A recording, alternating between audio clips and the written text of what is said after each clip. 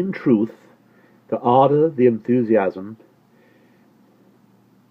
and the imperiousness of my disposition soon rendered me a marked character among my schoolmates, and by slow but natural gradations gave me an ascendancy over all not greatly older than myself, over all with a single exception.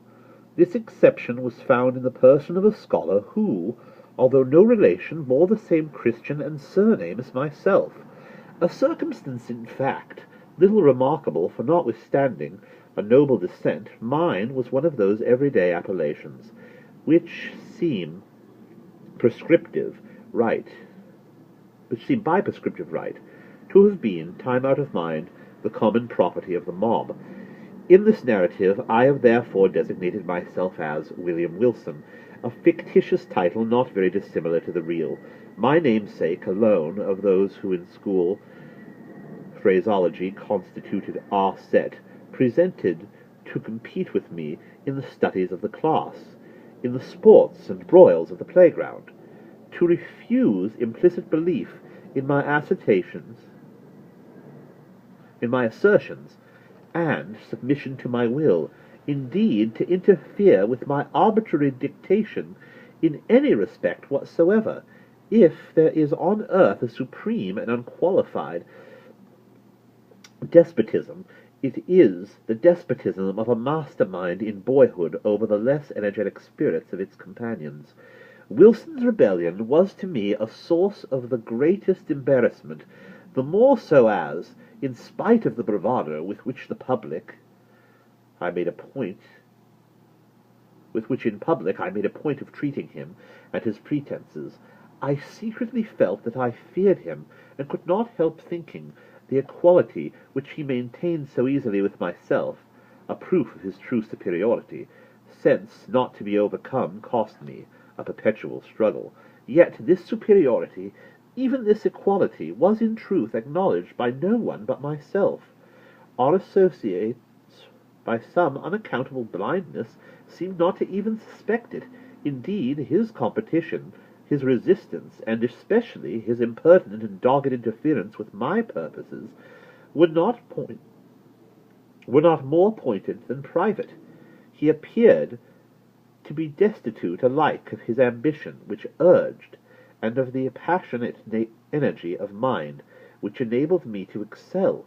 In his rivalry he might have been supposed actuated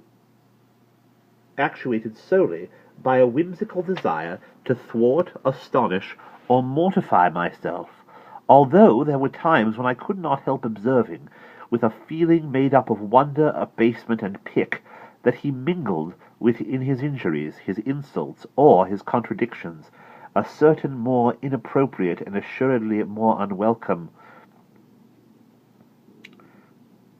affectionatedness of manner. I could only conceive this single behaviour to arise from a consummate self-conceit, assuming the vulgar airs of patronage and protection. Perhaps it was this latter trait in Wilson's conduct, conjoined with our identity of name, and the mere accident of our having entered the school upon the same day, which set afloat the notion that we were brothers among the senior class in the academy. These do not usually inquire with much strictness into the affairs of their juniors. I have before said, or should have said, that Wilson was not in the most remote degree connected with my family, but assuredly if we had been brothers, we must have been twins, for, after leaving Dr. Barnsby's, I casually learned that my namesake was born on the 19th of January, 1813, and this is the somewhat remarkable coincidence, for that day is precisely that of my own nativity. It may seem strange that in spite of the continual anxiety occasioned to me by the rivalry of Wilson and his intolerable spirit of contradiction, I could not bring myself to hate him altogether. We had, to be sure, nearly every day a quarrel, in which, yielding me publicly the palm of victory, he in some manner contrived to make me feel that it was he who had deserved it. Yet a sense of pride on my part, and a veritable dignity on his own, kept us always upon what are called speaking terms. While there were many points of strong congeniality in our tempers, operating to awaken in me a sentiment which our position alone perhaps prevented from ripening into friendship, it is difficult indeed to define or even to describe my real feelings toward him. They formed a motley and heterogeneous admixture, some petulant animosity which was not yet hatred, some esteem, more respect, much fear, with a world of uneasy curiosity. To the moralist it will be unnecessary to say, in addition, that Wilson and myself were the most inseparable of companions. It was no doubt the anomalous state of affairs existing between us which turned all my attacks upon him, and they were many, either open or covert, into the channel of banter or practical joke, giving pain while assuming the aspect of mere fun, rather than into a more serious and determined hostility. But my endeavours on this head were by no means uniformly successful, even when my plans were the most wittily concocted, for my namesake had much about him in character of that unassuming and quiet austerity which, while enjoying the poignancy of his own joke, has no heels of Achilles in itself, and absolutely refuses to be laughed at.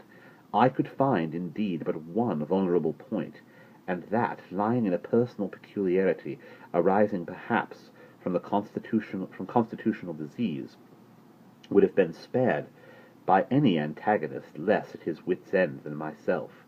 My rival had a weakness in the fossil or guttural organs, which precluded him from raising his voice at any time above a very low whisper. Of this defect I did not fail to take what poor advantage lay in my power. Wilson's retaliations in kind were many, and there was one form of his practical wit that disturbed me beyond measure. How his sagacity first discovered at all that so petty a thing would vex me is a question I never could solve, but having discovered, he habitually practiced the annoyance. I had always felt aversion to my uncourtly patronymic, and its very common, if not plebeian, praenomenon. The words were venom in my ears, and when, upon the day of my arrival, a second William Wilson came about to the academy, I felt angry with him for bearing the name, and doubly disgusted with the name because a stranger bore it, who would be the cause of its twofold repetition, who would be constantly in my presence, and whose concerns, in the ordinary routine of the school business, must inevitably, on account of the detestable coincidence, be often confounded with my own. The feeling of vexation this engendered grew stronger with every circumstance tending to show resemblance, moral or physical, between my rival and myself. I had not then discovered the remarkable fact that we were the same age, but I saw that we were the same height, and I perceived that we were even singularly alike in general contour of person and outline of feature. I was galled, too, by the rumour touching of a relationship which had grown current in the upper forms. In a word, nothing could more seriously disturb me, although I scrupulously concealed such disturbance, that any allusion to a similarity of mind, person, or condition existing between us. But in truth I had no reason to believe that, with the exception of that matter of relationship, and in the case of Wilson himself, this similarity had ever been made a subject of comment, or even observed at all by our schoolfellows. That he observed it in all its bearings, and as fixedly as I, was apparent. But that he could discover in such circumstances so fruitful a field of annoyance can only be attributed, as I said before, to his more than ordinary penetration. His cue, which was to perfect an imitation of myself, lay both in words and in action, and most admirably did he play my part. My dress, it was an easy matter to copy. My gait and general manner were without difficulty appropriated, in spite of his constitutional defect. Even my voice did not escape him. My louder tones were, of course, unattempted. But then the key, it was identical, and his singular whisper, it grew the very echo of my own. How greatly this most exquisite portraiture harassed me, for it could not justly be termed as a caricature. I will now venture to describe. I had but one consolation in the fact that the imitation apparently was noticed by myself alone, and that I had to endure only the knowing and strangely sarcastic smiles of my namesake himself, satisfied with having produced in my bosom the intended effect.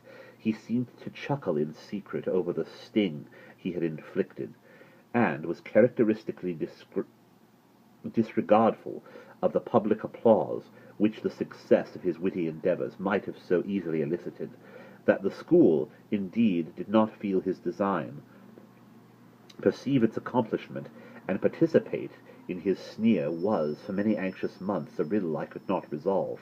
Perhaps the gradation of his copy rendered it not so readily perceptible, or, more possibly, I owed my security to the mastery air of the copyist, who, disdaining the letter, which, in a painting, is all the obtuse can see, gave but the full spirit of his original for my individual contemplation and chagrin.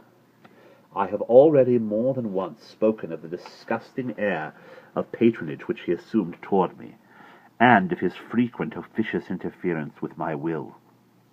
This interference often took the ungracious character of advice not openly given, but hinted or insinuated. I received it with a repugnance which gained strength as I grew in years.